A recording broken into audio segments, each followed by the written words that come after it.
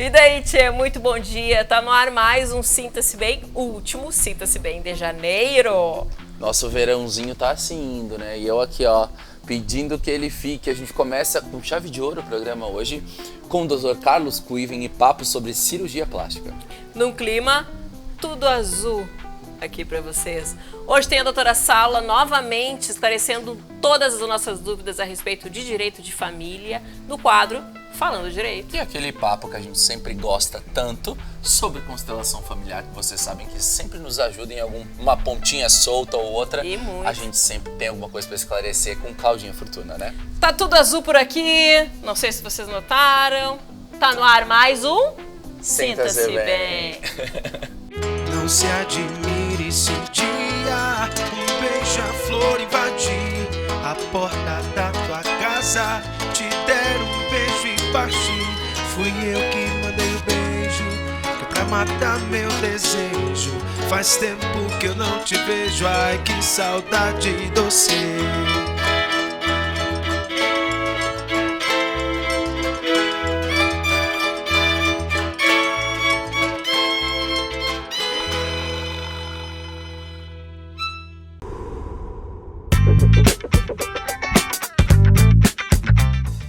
Uma das cirurgias que causam mais dúvida na população é a cirurgia bariátrica. A partir de agora, o Dr. Carlos Kuiven esclarece pra gente todas as dúvidas sobre ela.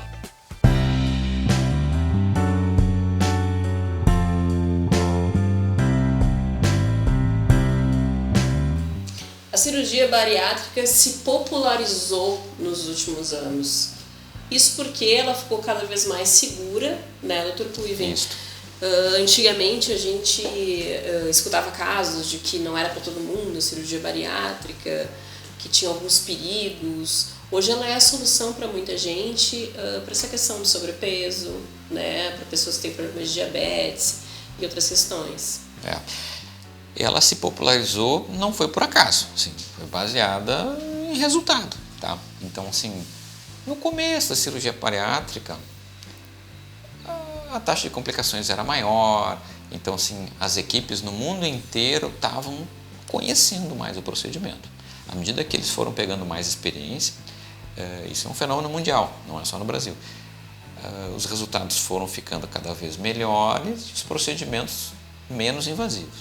Tem vários tipos de cirurgia bariátrica, mas hoje em dia tem o tipo mais comum, que é uma cirurgia bem pouco agressiva e que tem resultado. Tá? Então, assim, ocorre primeiro uma seleção de pacientes. Tá? Nem todo paciente que está só gordinho pode fazer bariátrica, mas é uma coisa já bem estabelecida. Qual é o paciente que vai se beneficiar? Aquele que ainda não está dentro dos critérios para fazer bariátrica.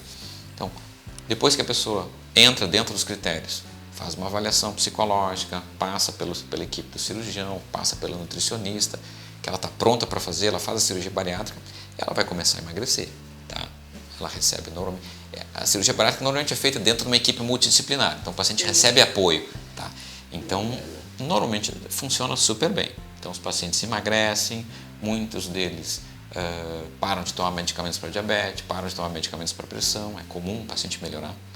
E começa a fazer mais exercício, então é uma mudança radical. Tá? Muda radicalmente a vida. E muitos desses pacientes, por perderem muito peso, né, Dr. Kuiven, necessitam de uma cirurgia plástica pós-bariátrica, que é o nosso assunto de hoje. Exatamente. Então, assim, hoje em dia a gente enxerga mais ou menos a cirurgia plástica como uma dessas equipes para ajudar essa pessoa que está com excesso de peso. Porque é muito comum. Algumas pessoas fazem bariátrica e não precisam de fazer cirurgia plástica. Principalmente os mais jovens. Exatamente. Ou que tinham menos peso para perder. Mas é muito comum. A maioria, dá para dizer, sem sombra de dúvida, que a maioria dos pacientes que fazem uma cirurgia bariátrica, ela quer fazer uma cirurgia, às vezes 1, 2, 3, 4 áreas. As áreas mais comuns, operar a mama, o abdômen. Algumas pessoas operam excesso de flacidez nos braços e nas pernas. Alguns pacientes também se beneficiam de plásticos no rosto, em outras regiões, alguns procedimentos no glúteo, nas costas, nas regiões onde houve uma flacidez maior. Tá? Então a cirurgia plástica também está inserida dentro dessa equipe para buscar o resultado final, que é melhoria do estado de saúde, que a pessoa possa entrar num novo momento da vida, com mais saúde e que possa gostar mais do seu corpo. A cirurgia pós-bariátrica, a cirurgia plástica pós-bariátrica, ela é basicamente então a retirada desse excesso de pele. Existe um limite dessa retirada de pele, Dr. Kuiven? Ou não? Hoje em dia, assim, com a popularização da cirurgia bariátrica, a gente tem casos diferentes. Hoje em dia a gente tem muitos pacientes que perderam 25, 30, 35 quilos. Esses pacientes, eles fazem plásticas muito parecidas com uma mulher que engordou 15, 20, 25 quilos, 30 quilos numa gestação, por exemplo, que depois ela vai perder isso aí.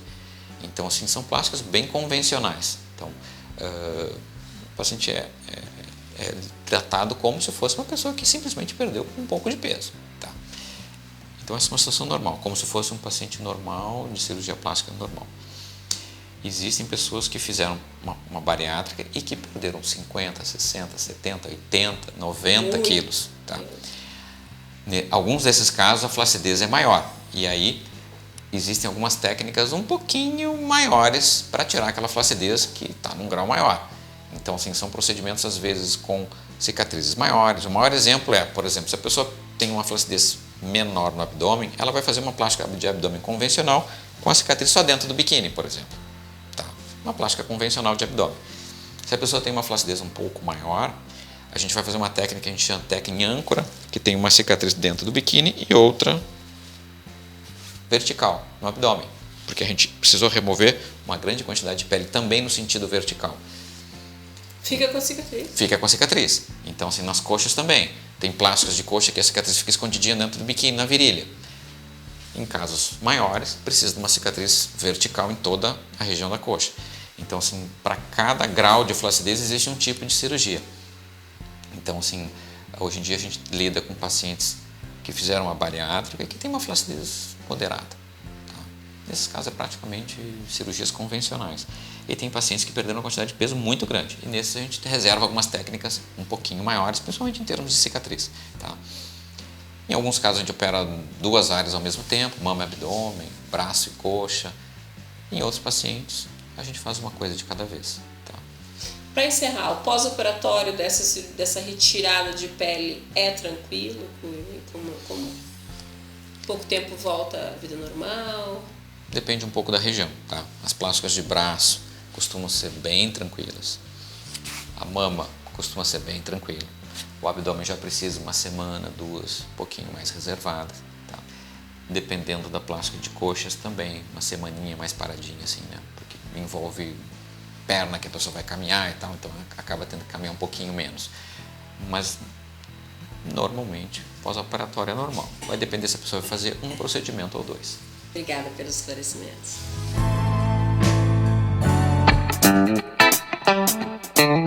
Vai começar aquele quadro que a gente espera ansiosamente toda semana. Tá no ar mais um Falando Direito.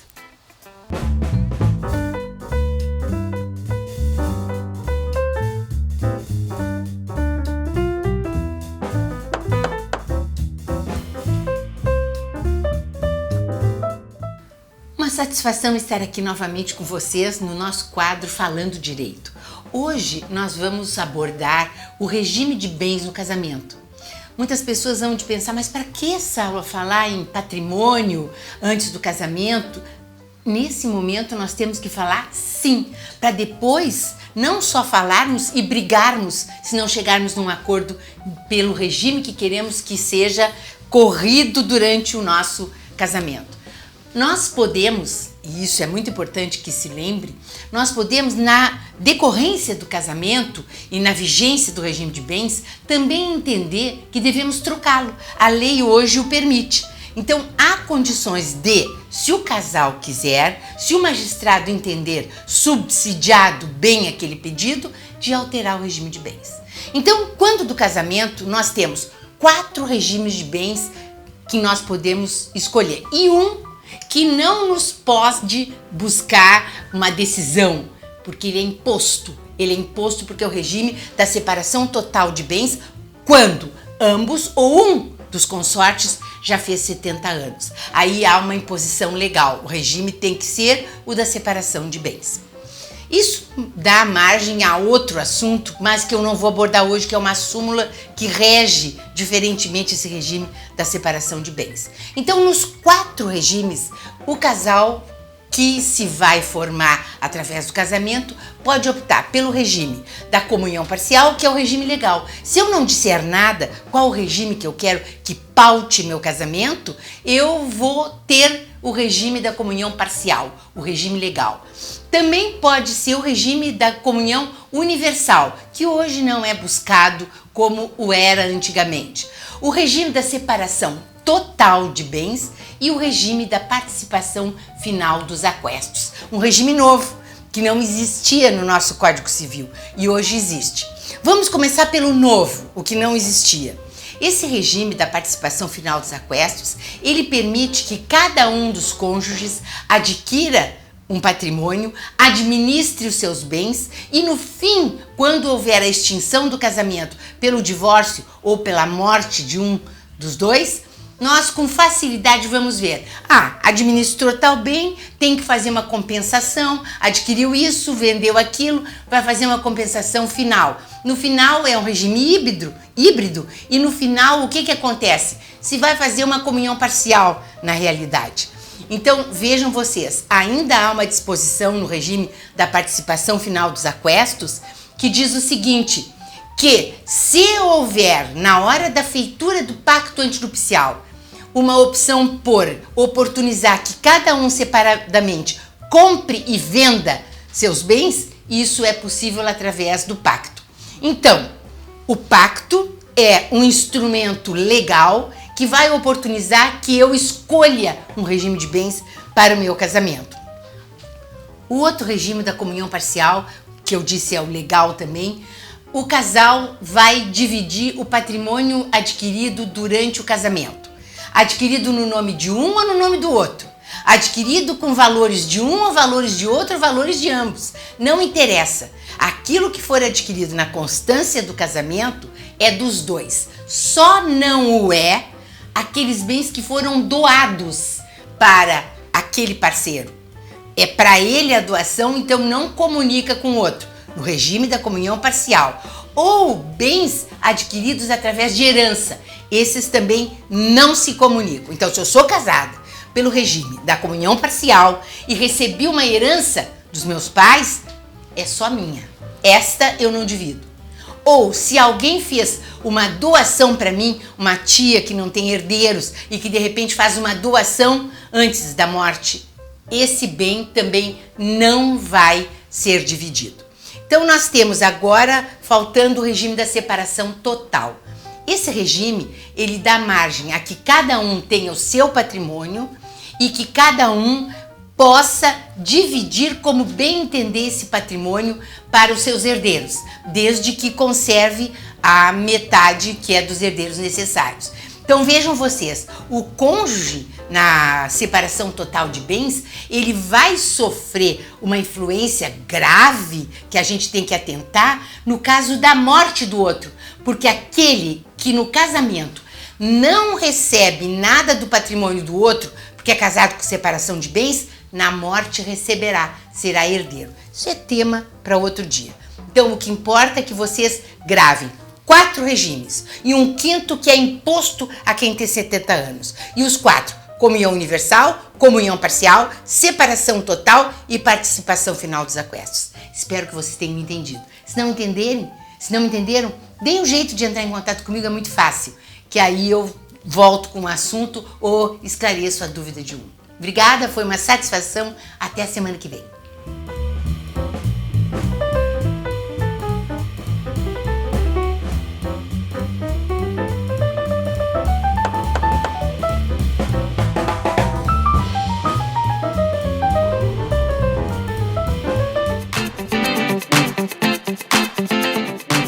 A dica de hoje é uma boa limpeza e hidratação da pele. Para a maquiagem sair maravilhosa, nós temos que hidratar bem e limpar bem a pele. E a maquiagem fica perfeita.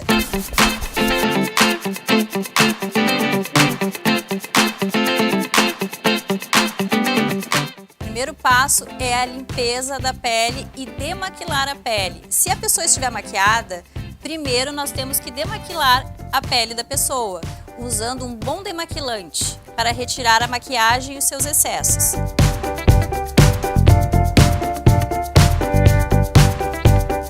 Segundo passo, nós temos que usar uma boa água micelar. A água micelar, ela purifica e ela ajuda na hidratação da pele também.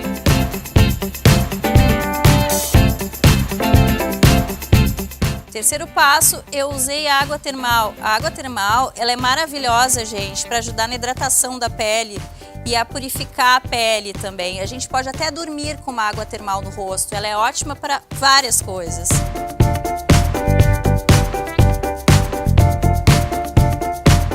Só que além da água termal, eu usei também o hidratante específico para o tipo de pele da pessoa.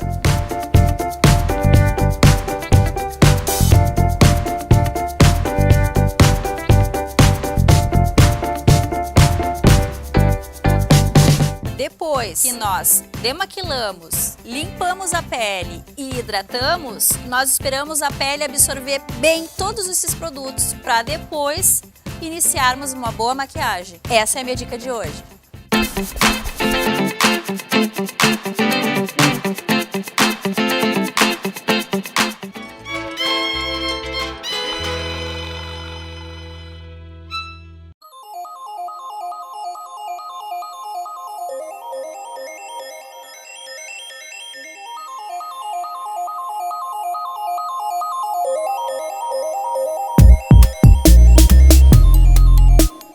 Olá, eu sou Fábio Guerin, médico veterinário, seu colega, idealizador da Gove. A Gove é uma plataforma que você baixa no seu celular através de um aplicativo ou acessa através do site. Ela permite com que todas as pessoas tenham um atendimento veterinário de qualidade no conforto da sua casa e com você, médico veterinário competente, para fazer esse atendimento. E não só isso, também os exames de ecografia, radiografia, acupunturas, fisioterapia e coletas de materiais, respectivamente. Então, colega médico veterinário, faça o seu pré-cadastro na Gove e venha participar conosco desse projeto, e quando você estiver devidamente cadastrado e o site ou a plataforma for ao ar, você será avisado. Gove, medicina veterinária onde você estiver.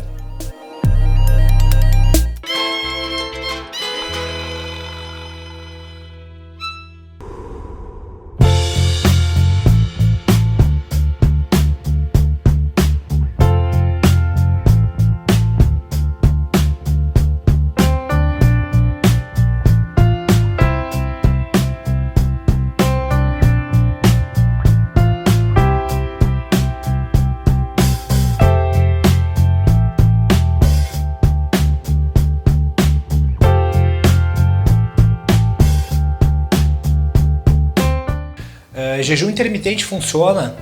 Então, essa dieta praticamente viralizou de uns tempos para cá. Existem diferentes formatos de jejum intermitente. É importante que saiba que o jejum intermitente a partir de 12 horas se torna intermitente. Tem pessoas que fazem de 12 horas, 14, 16, mas o que realmente emagrece é o déficit calórico. Algumas pessoas se adaptam melhor ao jejum intermitente porque acabam consumindo menos calorias ao longo do dia. Pessoas que têm dificuldade para ficar muito tempo sem comer, sem se alimentar, não é aconselhado que tentem fazer jejum intermitente muito longo logo de cara. Se a pessoa mesmo assim tiver vontade de fazer o jejum, é importante que comece com um formato menor de 12 horas e vá progredindo. É importante que se frise que o jejum não emagrece mais nem menos que uma dieta em formato padrão, comer a cada X horas, por exemplo. O que realmente vai emagrecer é o déficit calórico. Existem pesquisas hoje bem delineadas que mostram que o resultado, consumindo o mesmo número de calorias com jejum intermitente ou num formato diferente de alimentação, não causam grandes diferenças entre os dois grupos.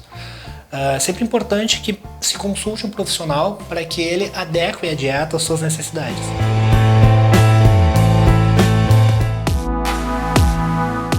Quer saber qual é a relação entre as doenças e a constelação familiar? Acha que não tem nada a ver? Tem sim, fica aí agora que Cláudia Fortuna vai esclarecer tudo para você.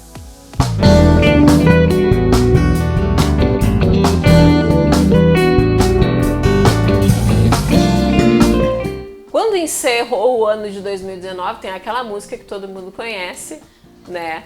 Que fala, muito dinheiro no bolso, saúde pra dar e vender. Olha, eu cantando, pagando mico aqui, não sinta-se bem.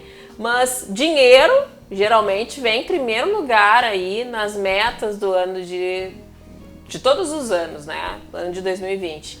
E geralmente a gente, muitas vezes, quando não tem algum problema de saúde, uma das últimas coisas que a gente pensa é na saúde, né? Não sei se é uma crença minha, mas muitas pessoas que eu converso, a grande maioria, sim, quero ter saúde, mas sem saúde, sem estar bem, a gente não consegue correr atrás, né? A saúde é que interessa, o resto não tem pressa.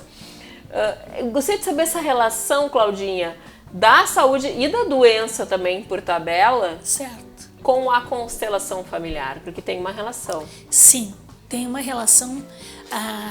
As doenças, de um modo geral, principalmente as mais graves, elas têm benefício quando é olhado através de uma constelação. E doenças que se repetem muito numa família. Então, fulano teve problema no pulmão, ciclano teve problema no pulmão, o outro nem fumava e teve problema no pulmão. Então, já tem 3 repetições, já tem que começar a ficar atento. Que o pessoal diz, genético, hereditário. Porque doenças que não são genéticas se repetem, a gente tem que ter um olhar mais atento para ver o que está acontecendo. Normalmente, quando se tem doenças repetitivas no seu sistema, é necessário fazer uma constelação para olhar a origem disso e, às vezes, conseguir cortar o segmento disso, porque é um grito de socorro do sistema. O sistema está clamando, preciso ser visto, preciso ser visto, preciso ser visto. O que precisa ser visto? Algo que está oculto. E geralmente as doenças representam pessoas que foram abandonadas pelo sistema. Por exemplo, pelo sistema familiar, pelo sistema familiar. Um caso que muito pouca gente se dá conta: alguém veio para um hospital lá nos tempos de antigamente e morreu nesse hospital. Ninguém veio visitar, ninguém sabia qual era o hospital. Essa pessoa morreu no abandono, foi enterrado como indigente, e muito isso acontecia porque se mandava só o doente, já que viajar era tirar mais mão de obra da lavoura, então menos gente para trabalhar, vinha só o doente. E as pessoas não tinham documento? As pessoas não tinham documento e ficavam dito pelo não dito. Essas pessoas precisam ser olhadas, sim, é necessário olhar para isso. Outras vezes, o que acontecia? Tinha um aborto espontâneo.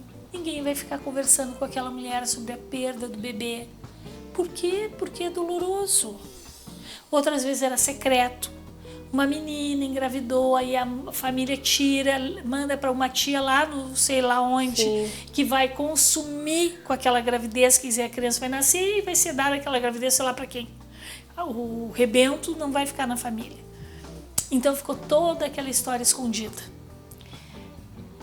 As doenças podem ter origem nessas coisas, às vezes tão pequenas, que a gente por baixo dos panos. Mas eu não conhecia aquela avó que fez isso, aquela bisavó, aquela tia, nem sabia que tinha aquela tia. Não importa se a gente sabe, porque o sistema ela olha o todo, ela não olha o particular. Tem alguém faltando, esse sistema começa a sinalizar. E a tendência não é que ele sinalize cada vez mais fraco, é que ele sinalize cada vez mais intenso. Então, teve uma doença, outro vai ter uma doença pior, até que algum momento seja olhado.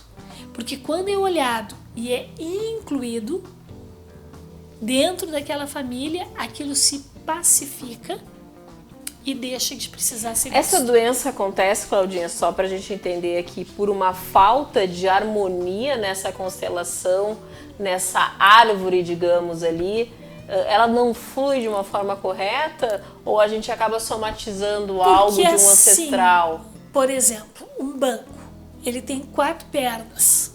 Se uma perna falta, às vezes a gente ainda consegue sentar no banco, mas todas as outras pernas vão ficar sobrecarregadas com aquele peso que teve que ser redistribuído.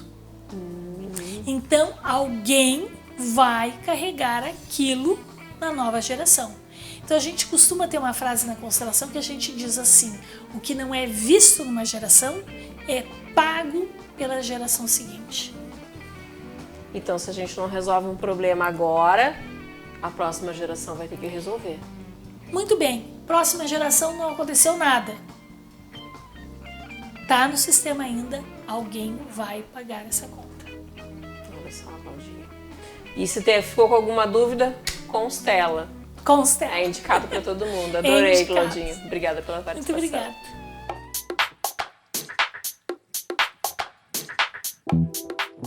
E a gente finaliza o programa de hoje nesse último domingo do mês de janeiro.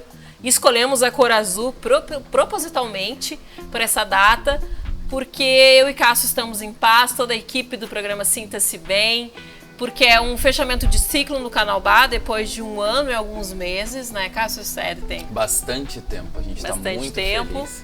A gente está aqui para agradecer todo mundo que esteve com a gente durante toda essa caminhada. O Sinta-se Bem, nosso projeto tão lindo, ganhou asas e a partir de agora vamos alçar novos voos. A gente agradece imensamente a equipe do Canal Bá por ter nos acolhido até agora tão bem, por toda a atenção, e agradece em especial vocês por estar com a gente durante todo esse tempo, nos prestigiando, nos dando tanto carinho e fazendo com que a gente cresça cada dia mais. Bacana. Um super beijo a todos, ó. Fique com Deus. Eu me fui.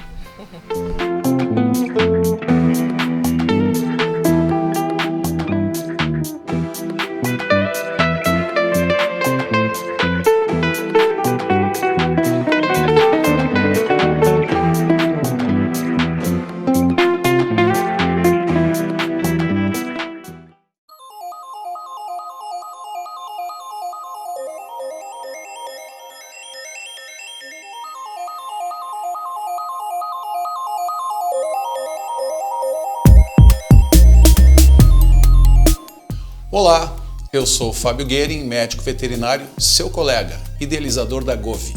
A Govi é uma plataforma que você baixa no seu celular através de um aplicativo ou acessa através do site.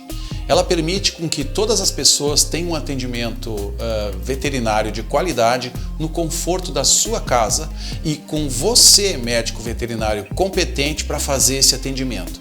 E não só isso, também os exames de ecografia, radiografia, acupunturas, fisioterapia e coletas de materiais, respectivamente. Então, colega médico veterinário, faça o seu pré-cadastro na Govi e venha participar conosco desse projeto, e quando você estiver devidamente cadastrado e o site ou a plataforma for ao ar, você será avisado. Govi, medicina veterinária onde você estiver.